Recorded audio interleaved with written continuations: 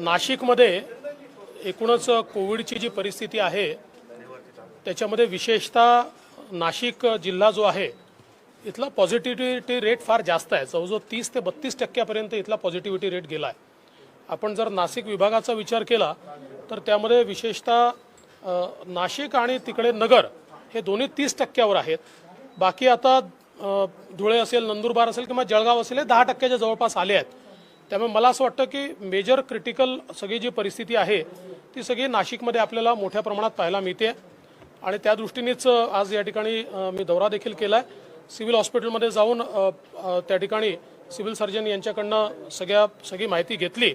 आता त्यांनी त्यातली त्यात त्यांच्या माहितीतनं जी दिलासादायक बातमी आहे ती एवढीच आहे की त्यांचं म्हणणं आहे की जरी आता पॉझिटिव्हिटी रेट जास्त असला तरी एसिम्प्टोमॅटिक पेशंट्स हे मोठ्या प्रमाणात आहेत आणि पण रेट हा जास्ती असल्यामुळे जरी कमी असले तरी जे सिम्प्टोमॅटिक पेशंट आहेत त्यांच्याकरता बेड्सची आवश्यकता पडते आहे, त्यांना इतर सगळ्या सेवा शुश्रूषांची आवश्यकता पडते आहे। त्यामुळे विशेषतः ऑक्सिजन आणि रेमडेसिवीर हा एक मेजर प्रॉब्लेम या ठिकाणी आहे। रेमडेसिवीरचा पुरवठा हा फारच मर्यादित या ठिकाणी येतो आहे, तर तो देखील वाढला पाहिजे या दृष्टीने कालही गिरीश भाऊ विरोधी पक्षनेते आणि सगळे आमचे खासदार आमदार गेले होते। तोही प्रयत्न आमचा चाललेला आहे की अधिकचे रेमडेसिवीर जे आहेत ते या ठिकाणी मिळाले पाहिजेत।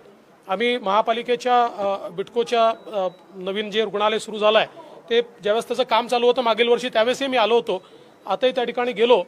जवळजवळ 771 पेशंट म्हणजे सर्वात जास्त पेशंट्स हे त्या ठिकाणी आहेत। मला असं वाटतं की खूप मोठ्या प्रमाणात ते हॉस्पिटल झाल्यामुळे लोकांना सुविधा आहे। हे देखील खरं आहे की त्या ठिकाणी काही पेशंट्सनी तक्रार माझ्याकडे केली की तिथे जी काही सफाई आहे ती अजून चांगली झाली पाहिजे, तर त्याही संदर्भात मी चर्चा केली। काही सफाई कर्मचारी कोविडने आजारी झाले तर मी आता विनंती केली आहे की तात्काळ तिथे ॲडिशनल भरती करून तो जो काही सफाईचा मुद्दा आहे तो आपण त्या ठिकाणचा ठीक केला पाहिजे। पण मला असं वाटतं की सगळ्यात जास्त लोड हे आता तिथे बिटकोनी घेतलेला आहे। ऑक्सिजनच्या संदर्भात देखील इथला जो काही मेजर प्रॉब्लेम आहे तर आज मी विभागीय आयुक्तांशी त्या संदर्भात चर्चा केली आणि ॲडिशनल 2 टँकर आठवड्यातनं 2 टँकर इथे मिळाले पाहिजेत अशा प्रकारे काही व्यवस्था मी देखील बोललो होतो, तर त्यातनं आता होईल असं वाटतंय। मी त्यांना जामनगरशी जोडून दिलाय आणि त्या ठिकाणून 2 ॲडिशनल टँकर मिळतील आणि जिंदाल जे आपल्याला रेग्युलर पुरवठा करतायत तिकडे रिलायन्सचा आहे, रिलायन्समधून आपल्याला 2 टँकर ॲडिशनल मिळतील आणि जिंदाल जे रेग्युलर करतात तेही 1 टँकर अधिकचा आत्ता आपल्याला तात्काळ द्यायला तयार आहेत।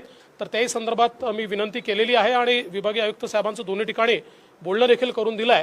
तर मला असं वाटतं की जर ॲडिशनल थोडंसं ऑक्सिजन या ठिकाणी आलं तर आता त्याचा फायदा असा होईल की एक तर शहरामध्ये आता आपण प्रायव्हेट हॉस्पिटलला ऑक्सिजन देऊ शकत नाही आहे ते आपण देऊ शकू आणि विशेषतः जे आपलं ग्रामीण भागातली जी पेरिफेरियल व्यवस्था आहे इथे जेवढे आपले छोटे हॉस्पिटल्स आहेत सगळे सरकारी त्या ठिकाणी आपण ऑक्सिजनची व्यवस्था केली पण ऑक्सिजन नाही आहे, तर त्या ठिकाणी जर ऑक्सिजन मिळालं तर आत्ता पेशंट तिथे स्टॅबिलाइज होतील आणि मग नाशिकवर जो काही लोड आहे तो लोडही कमी होईल आणि लवकर ऑक्सिजनेटेड बेड मिळाल्यामुळे पेशंट्सला त्यातनं आपल्याला स्टेबिलाइज करून मोठ्या प्रमाणात पेशंटची व्यवस्था देखील त्या ठिकाणी होईल।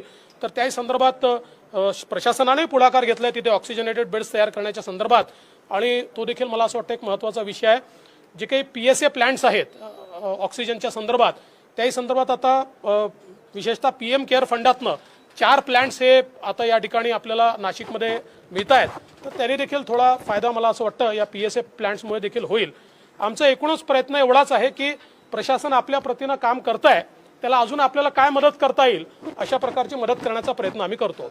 बैठक झाली मुंबईमध्ये एफडीएच्या कार्यालयात जी काय बैठक झाली त्याच्यामधून त्यांनी मला आश्वस्त केलं की नाशिकला आपण 100 मेट्रिक टन ऑक्सिजन देणार आहे। मात्र तो पुरवठा किती दिवस राहणार आहे आणि रेमडेसिवीरच्या संदर्भात सुद्धा 2000 म्हटले, पण मग हा पुरवठा सातत्याने राहणार आहे का? नाही, हा आता सातत्याने व्हावा याकरता आमचं प्रेशर हे निश्चितपणे राहील आणि इथली ऑक्सिजनची परिस्थिती बघितल्यानंतरच मी केंद्र सरकारमध्येही बोललो, माननीय मंत्री महोदयांशी बोललो आणि जे काही पुरवठादार आहेत त्यांच्याशी बोललो आणि आपल्या स्टेट कोट्याच्या व्यतिरिक्त हा ॲडिशनल कोटा मी त्या ठिकाणी जो काही नाशिक करता आता आठवड्यातनं 2 जे काही हे मिळतील तर टँकर तो ॲडिशनल कोटा त्या ठिकाणी मी मिळवून घेतला आहे। अर्थात आता तो येणं जसं सुरू होईल तसं आपल्याला त्या संदर्भात लक्षात येईल, कारण त्यातही अडचणी आहेत। आता सगळे राज्य जे आहेत ते त्या कोट्यावर सगळीकडच्या फार जास्त नजर ठेवून आहेत, पण इथली क्रिटिकल परिस्थिती पाहिल्यामुळे मग मी विनंती करून तो मिळवण्याचा प्रयत्न केला आहे। मला असं वाटतं की आता काल राज्य सरकारने जे काही आपल्याला आश्वासनं दिली आहेत ती ते पूर्ण करतील असा आपण प्रयत्न करूया. एकीकडे तुमच्या प्रयत्नात इथे ऑक्सिजन अतिरिक्त उपलब्ध होतोय असे प्रयत्न दिसतात. वेगळे पुणे आणि चाकणवरनं जे ऑक्सिजन टँकर इथे नेहमी देत होते तो पुरवठा बदलला. एक कंपनीने फक्त सरकारीला 10 मेट्रिक टन पुरवठा दिला, एका कंपनीने 100% पुरवठा सप्लाय जो तो पुण्याला गेला आहे. नगरमधनं येणारा संगमनेरमध्ये येणारा ऑक्सिजन टँकरची परिस्थिती तीच आहे. जिथे जिथे राजकीय नेते बलशाली आहेत ते त्यांच्याकडे ऑक्सिजन वळवत आहे, नाशिककडे दुर्लक्ष होतं. नाही असं आहे की आता हे जे ऑक्सिजन आपल्याला माहिती आहे की देशात सर्वात जास्त ऑक्सिजन महाराष्ट्राला मिळाला आहे, पण त्याचं लॉजिस्टिकली डिस्ट्रीब्युशन जे आहे म्हणजे लॉजिस्टिकली आणि लॉजिकली हे दोन्ही राज्य सरकारने नीट केलं पाहिजे. आणि मला असं वाटतं की बलशाली नेते तिथे ऑक्सिजन, बलशाली नेते तिथे रेमडेसिवीर अशा प्रकारची अवस्था येऊ नये. सगळ्यांना समान प्रमाणात ते मिळालं पाहिजे आणि विशेषतः समान प्रमाणापेक्षाही जिथे मोठ्या प्रमाणात रुग्ण आहेत तिथे ते मिळालं पाहिजे. असं नाशिकचा जर आपण विचार केला तर इथला पॉझिटिव्हिटी रेट हा क्युम्युलेटिव्हली आता 30% चालला आहे. म्हणजे रोज ज्या टेस्ट 24,000 टेस्ट होत आहेत साधारणपणे त्यातनं 30% लोक पॉझिटिव्ह निघत आहेत. तर अशा परिस्थितीमध्ये इथे ऑक्सिजनची किंवा रेमडेसिवीरची आवश्यकता जास्त आहे. तर मला असं वाटतं की ही अवस्था लक्षात घेऊन ही व्यवस्था या ठिकाणी केली पाहिजे. महिलांचं प्रोडक्शन या ठिकाणी होतं रेमडेसिवीरचं, पण गेल्या 3 दिवसामध्ये महिलांची एकही वायर मिळाली नाही. आणि गेल्या 3 दिवसामध्ये रेमडेसिवीरचा महिलांचा पुरवठा फक्त जालन्याला सर्व डिस्ट्रीब्युटर या एकाच एजन्सीला होता. मला असं वाटतं की पुन्हा तोच मुद्दा या ठिकाणी येतो आहे की मंत्र्यांनी आपल्या जिल्ह्याकडे लक्ष दिलंच पाहिजे, परंतु आपल्याच जिल्ह्यात सगळं नेलं पाहिजे असा जर मंत्र्यांनी विचार केला तर त्यांनी हेही लक्षात ठेवलं पाहिजे की ते राज्याचे मंत्री आहेत. त्यामुळे असं जर कुठे होत असेल तर ते योग्य नाही आहे. मला असं वाटतं की सगळ्याच मंत्र्यांना जे पॉवरफुल मंत्री समजले जातात अशा सगळ्या मंत्र्यांना माझी विनंती असणार आहे की तुमच्या जिल्ह्याच्या व्यतिरिक्तही जे काही जिल्हे आहेत आणि विशेषतः जे जिल्हे वर्स्ट अफेक्टेड आहेत अशा जिल्ह्यांकडे त्यांनी अधिक लक्ष दिलं पाहिजे. महापालिकेशी निगडीत एक प्रश्न आहे. माजी सभागृह नेते वारंवार महापौरांच्या राजीनाम्याची मागणी करतायत. जयकुमार रावलांनी त्यांच्यावर कारवाई करावी असं देखील सांगितलं. मला असं वाटतं आता या राजकारणात आम्हाला रस नाही आहे. आत्ताची परिस्थिती कोविडची आहे. सरकार काही प्रयत्न करते आहे. आम्ही देखील त्या प्रयत्नांमध्ये आपण कशी मदत करू शकू हा आमचा देखील प्रयत्न आहे. त्यामुळे आता आपण कोविडवर आपलं सगळं लक्ष केंद्रित करू. केंद्र आणि राज्य यांच्यामध्ये समन्वय नाहीये. ते समन्वयाचा दुवा म्हणून आपण पुढे आला तर कदाचित राज्यातले अनेक प्रश्न मिटतील असं जाणकारांचं मत आहे. तर आपण नाही माझ्या परीनं जे काही करता येईल ते मी करतच असतो. पण आपण बघितलं असेल तर केंद्र सरकारने रेमडेसिवीरचा सर्वात मोठा साठा हा महाराष्ट्राला दिला. ऑक्सिजनचा सर्वात मोठा साठा हा महाराष्ट्राला दिला. जवळजवळ पहिल्याच खेपेत 1100 व्हेंटिलेटर्स हे महाराष्ट्राला दिले. आता PSA प्लॅन्ट जे आहेत हे मोठ्या प्रमाणात महाराष्ट्राला दिले. त्यामुळे मला असं वाटतं की कुठेही समन्वयाचा अभाव किंवा अशा प्रकारची अवस्था नाही आहे. केंद्र सरकारने अतिशय लॉजिकल व्यवस्था उभी केली आहे. तीच राज्याने देखील केली पाहिजे. केंद्र सरकारमध्ये कुठल्या राज्यामध्ये किती ऑक्सिजन कन्झम्पशन आहे, किती ऑक्सिजनेटेड बेड्स आहेत, किती वाढू शकतात याच्या आधारावर हे डिस्ट्रीब्युशन केलं आहे. कारण जर केंद्र सरकारने केवळ रुग्णांची संख्या घेतली असती तर त्याच्यामध्ये एसिम्प्टोमॅटिक रुग्ण देखील मोठ्या प्रमाणात आहेत. त्यामुळे सायंटिफिकली त्यांनी याचं नीट कॅल्क्युलेशन करून आणि म्हणूनच महाराष्ट्राच्या हिस्स्याला इतक्या मोठ्या प्रमाणात म्हणजे ऑक्सिजनचा विचार केला तर इतर कुठल्याही राज्यापेक्षा दुप्पट ऑक्सिजन आपल्याला मिळालेला आहे. तीच परिस्थिती रेमडेसिवीरची आहे.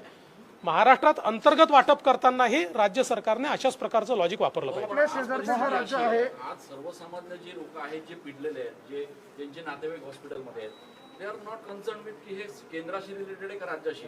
कुठेतरी हा समन्वय साधून ही सगळी यंत्रणा लावली नाही पाहिजे असं माझं म्हणणं म्हणूनच आहे की राज्यामध्ये वारंवार जे केंद्राकडे बोट दाखवलं जातं त्यांनी चालणार नाही. आपल्याला सगळ्यांना एकत्रित काम करावं लागणार आहे.